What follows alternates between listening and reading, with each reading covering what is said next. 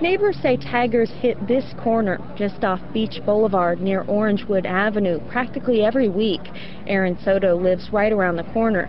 She says it's an endless battle between city crews and Tagrs. They write on the walls and then they paint over it and they do it again, and it's just like, it feels like it's just never going to end. Soto worries the graffiti, especially the scrawling by gang members, could lead to bigger problems in her neighborhood. But now, city crews are using cell phone cameras in the battle against graffiti.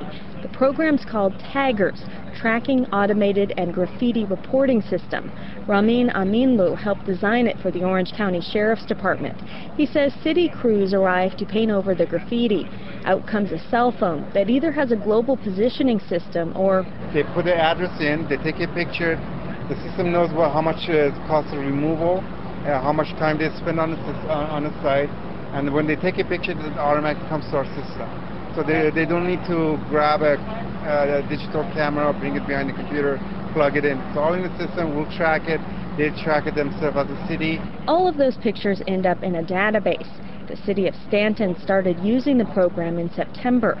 Sergeant Dan Elsner of the Stanton Sheriff's Station says it helps track who's scrawling on what, whether it's a wall or an Orange County Transportation Authority bus stop. In the past, the abatement crews would just come out here and clean up the graffiti, and the Sheriff's Department and the OCTA would have no idea that this graffiti was even being abated. And now we have a way of tracking it, categorizing it, and storing it for future investigations.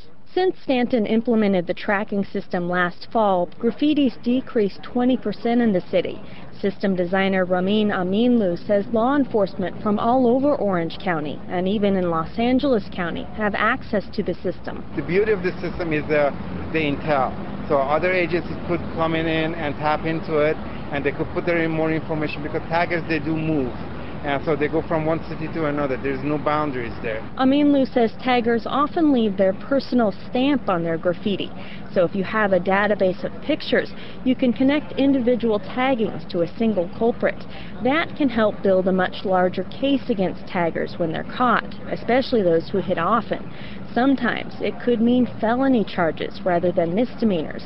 Orange County Sheriff Sandra Hutchins says going after Tagrs aggressively may not seem like a big deal, but anybody you talk to in their neighborhood, what they say is a problem is graffiti. And it does affect housing values. You know, people see graffiti and they don't want to move into the neighborhood. Someone may not be able to sell their house at the price that they want because there's a perception that there might be gangs involved. It's not always gangs. Tagrs sometimes just are Tagrs, just that. Graffiti cleanup usually costs the Orange County Transportation Authority nearly $300,000 each year, but it installed surveillance cameras and started using the graffiti tracking system in April. Since then, graffiti on buses and trains is down nearly half compared to the same time last year. The Orange County Sheriff's Department hopes the Tagrs tracking system will lead to similar drops countywide. Susan Vallet, 89.3 KPCC.